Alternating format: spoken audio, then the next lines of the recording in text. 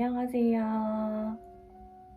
오늘은 제가 교육학 관련해서 영상을 준비를 해봤어요. 제가 초수 때 교육학이 15점이 나왔거든요. 근데 그때 2020학년도 교육학 채점이 이제 물체라는 얘기가 나왔을 시기였는데 물체였음에도 이제 15점이라는 점수가 나왔다는 거는 정말 교육학이 준비가 안 된 채로 시험을 본 거다라고 할 수 있을 것 같아요. 그래서 재수 때는 작년에는 이제 17.33이 나왔습니다. 17점도 그렇게 높은 점수는 아니지만 저한테 있어서는 교육학이 굉장히 복병이었기 때문에 저는 17.33도 굉장히 만족한 점수였어요. 제가 재수 때 어떤 식으로 공부를 해서 점수를 올렸는지 여러분들에게 얘기를 드리고자 합니다. 우선 저는 교육학도 그렇고 전공도 그렇고 재수를 하면서 다짐을 했던 부분이 절대 인강듣는 시간을 많이 쓰지 말자라는 거였어요. 제가 아무래도 초수 때 전공도 그렇고 교육학도 그렇고 인강듣는 데 시간을 너무 많이 할애를 하다 보니까 정작 제가 공부할 시간이 굉장히 부족해서 만족할 만한 점수가 나오지 못했다고 생각을 했거든요. 그래서 교육학은 저는 재수를 하면서는 강의를 하나도 듣지 않았습니다. 이론 강의도 아예 안 들었고요. 문풀이나 모의고사 강의도 안 들었어요. 그럼 어떻게 교육학을 공부를 했냐 얘기를 드리자면 저는 2월 중순부터 교육학 오프라인 스터디를 진행을 했어요. 근데 재작년에 이제 코로나가 막 진행되던 시기였기 때문에 오프라인 스터디로 멤버를 구성을 해놓고 이제 서로서로 조심스러워서 한 2, 3주간은 계속 보이스톡으로 3명이서 문제를 내고 구두 인출하는 식으로 진행을 했는데 도저히 안 되겠다. 집중도 잘 안 되고 하니 우리 마스크 잘 쓰고 만나서 하자 해서 2월 중순부터 시작한 교육학 스터디를 9월 초까지 거의 7개월이라는 시간 동안 빠짐없이 매주 일주일에 한 번씩은 오프라인 스터디를 진행을 하면서 교육학을 끝까지 놓지 않고 계속 준비를 해 나갔습니다. 우선 저는 권지수 쌤 책 핵심 특속 이 한 권 가지고 교육학을 공부를 했어요. 이 책 한 권 안에 있는 내용은 내가 무조건 다 이해하고 암기를 하겠다라는 생각을 했고요. 전공책 단거나 해가듯이 교육학도 내가 부족한 부분이라든지 추가되어야 될 내용들도 이 안에 메모지를 삽입해서 이런 식으로 추가적으로 메모를 하고 포스트잇 같은 것도 보충을 해가면서 이 한 권으로만 공부를 진행을 했습니다.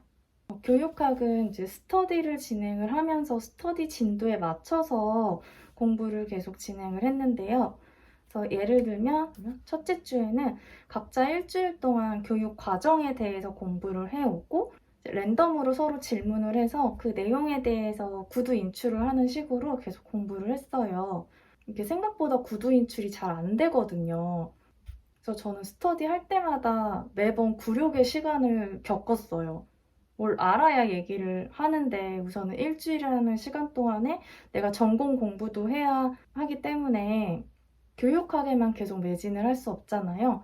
그래서 저는 상반기에는 이제 일주일 중에 이틀은 풀로 교육학을 꼼꼼하게 공부를 해 나갔어요. 첫째 주에는 교육과정 공부하고 오프라인 만나서 구두 인출하고 두 번째 주에는 교육 심리에 대해서 공부를 하고 또 만나서 구두 인출하고 이런 식으로 거의 2달 반에 한 회독이 돌아가는 식으로 이런 스케줄로 진행을 해 나갔습니다. 그래서 7개월 동안 스터디를 진행하면서 이 책을 3회독을 꼼꼼하게 봤어요. 제일 힘들었던 거는 1회독 할 때. 제가 초수 때 교육학을 공부를 정말 대충 했었기 때문에 다시 새롭게 공부한다는 생각을 가지고 재수 때 교육학을 공부를 했거든요. 그래서 아무래도 공부하는데 시간도 굉장히 많이 필요했었고 모르는 부분들이 많았기 때문에 1회독 하는 게 굉장히 힘들었어요. 근데 두 번째, 세 번째로 갈수록 정말 내가 몰랐다고 생각했던 부분이었는데 2회독 할 때 보니까 어느 순간 내가 이해를 하고 있고 3회독까지 가니까 그래도 얼추 구두 인출을 하게 되고 정말 시간이 필요한 것 같아요. 내가 당장 공부했다고 그게 바로 효과가 나타나는 게 아니기 때문에 잘 안 되는 시기를 정말 꾹 참고 견디면서 계속 시간을 쏟고 노력을 해 나가야 하는 것 같아요. 이제 그러다 보면 정말 어느 순간에는 나도 모르게 이렇게 실력이 향상이 돼 있더라고요. 그래서 여러분들도 공부하시면서 되게 답답하고, 아, 내가 왜 이렇게 내 머리가 이렇게 모질라나, 굉장히 자괴감에 많이 빠지는 순간순간들이 있을 거예요. 그래서 그럴 때 포기하지 마시고, 다음번 볼 땐 더 괜찮을 거야. 그 다음번 볼 땐 더 괜찮을 거야. 라고 생각을 하시면서 꾸준하게 계속 해 나가셨으면 좋겠어요. 그래서 저희 스터디원들이 교육학 어떻게 준비를 했는지 스터디 방법에 대해서 말씀을 드릴게요. 크게는 이렇게 구두 인출을 하면서 3회독을 진행을 했고요. 그 구두 인출할 때 각 파트별로 주요 요점들을 쪽지에 문제로 써놨어요. 그래서 쪽지를 파트별로 만들어서 이렇게 제비뽑기해서 내가 쪽지를 뽑으면 그 쪽지를 펴보고 거기에 써있는 문제에 대해서 이제 스터디원들한테 설명을 해주는 거예요. 그 이론적인 내용들을. 이 파일이 그 교육학 공부했던 그 쪽지들 모아놨던 파일인데요. 이렇게 A4 용지에 파트별로 문제를 써서 오려서 이렇게 쪽지를 만들어서 이 쪽지를 뽑아서 답을 해 나가는 거예요. 한번 뽑아볼게요. 교육 철학에 대한 쪽지였는데 현대교육 철학, 비판 이론에 관한 쪽지예요. 프레이리 관련된 내용이고 은행 저금식 교육과 문제 제기식 교육에 대해서 설명하고 비교하시오.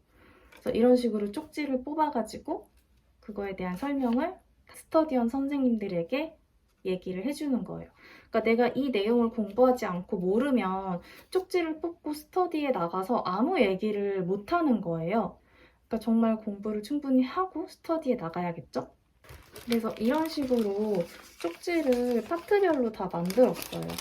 또 제가 정리하고 만드는 거 좋아해서 이렇게 만들어서 제가 스터디 할 때마다 갖고 나가서 뽑아보면서 공부를 했거든요. 그리고 스터디 시간 아니더라도 제가 집에서 교육학 공부할 때 혼자 쪽지 꺼내놓고서 혼자 뽑고 혼자 벽에다 대고 설명을 하고 이런 연습들도 계속 했어요. 이렇게 쪽지를 뽑아서 공부하면 좋은 점이 내가 알고 있다고 생각을 했는데 정작 내가 설명을 하려고 했을 때 얘기를 못하는 거예요. 내가 그 이론에 대해 설명을 하지 못하면 내가 충분히 그걸 이해하고 있는 게 아니라고 생각을 했거든요. 그래서 내가 어느 것을 알고 모르고 이런 거를 한 번 더 체크할 수 있는 용으로 활용할 수 있어서 그것도 굉장히 좋았고요. 그래서 저는 2월 중순부터 9월 초 중순까지 이렇게 제비뽑기로 구두 인출하면서 계속 교육학을 회독을 해 나갔어요. 아무래도 하반기 갈수록 교육학보다는 전공 공부하는데 조금 더 시간을 많이 썼기 때문에 하반기에는 일주일에 이틀을 풀로 교육학을 공부하기보다는 매일매일 했어요. 매일매일 하는데 뭐 오전에 2시간 정도 매일마다 공부하고 나머지 시간들은 다 전공 공부를 진행을 했고요. 오프라인 스터디는 이제 9월에 마무리를 지었고 그 이후에는 어떤 스터디를 진행을 했냐면 아침에 기상 스터디로 그냥 문제 읽고 답하는 교육학도 스터디를 진행을 했어요. 이것도 권지수 교육학 논점 속속이라고 기출문제 나와 있고 그거에 대한 답변, 서술 답변 쓰는 답안이 적혀져 있는 얇은 부록 같은 책자가 있는데 그거 계속 읽는 연습을 했어요. 읽고 또 한두 개 문제 정도는 짝 스터디 쌤이 문제 읽어주시면 제가 간단하게 구두로 설명할 수 있을 정도의 가벼운 스터디는 계속 진행을 했습니다.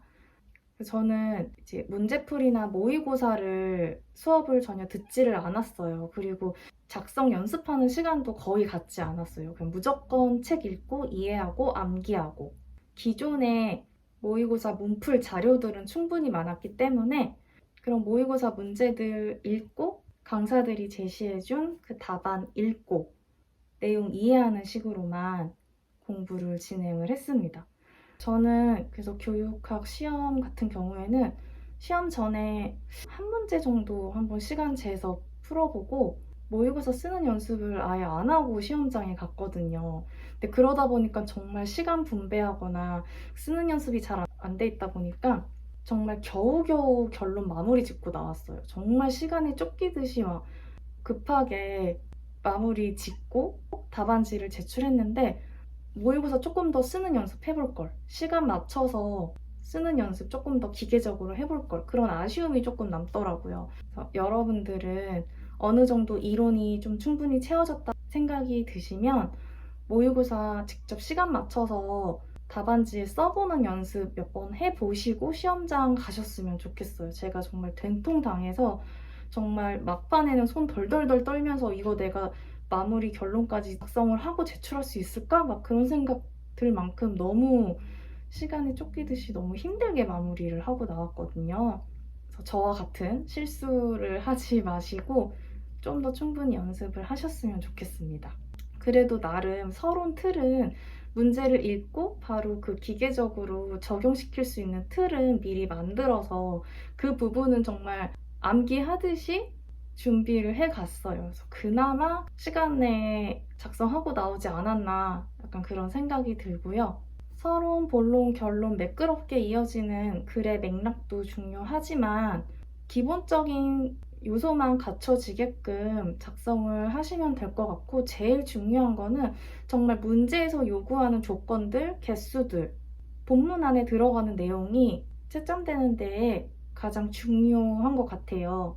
주어진 문제에 답을 할 때 그 본문상에 내가 빠진 거 없이 내용을 잘 적었는지 꼼꼼하게 체크를 하시면서 답안지를 작성해 나가시면 좋을 것 같습니다. 제가 교육학 정말 공부하는 거 난감하고 내가 점수를 잘 받을 수 있을까 되게 걱정도 많이 했는데요. 쪽지 뽑기 스터디가 정말 저한테는 도움이 많이 됐거든요. 여러분들 혹시 교육학 스터디 하실 때 제비뽑기용으로 제 자료 필요하신 분들은 댓글에 이메일 주소 남겨주시면 출력해서 바로 사용하실 수 있게끔 만들어진 파일 자료 공유 드리도록 할게요. 전공 공부한다고 교육학 너무 소홀히 하시면 사실 그것도 필패 요인이라고 생각을 해요. 아무리 교육학이 100점 만점에 20점이라고 해도 저희 1점 1점이 정말 중요하잖아요. 그래서 교육학도 포기하지 마시고 내가 얻어갈 수 있는 점수는 최대한 챙겨간다 생각을 하시면서 정말 끝까지 잘 준비를 해 나가셨으면 좋겠습니다. 이제 2023학년도 다시 1차 공부 시작하신 선생님들도 계실 텐데 제 자료 참고하셔서 스터디 계획 하시는데 계획 잘 짜셨으면 좋겠어요. 그럼 교육학 공부도 정말 다들 화이팅 하시길 바랄게요. 안녕.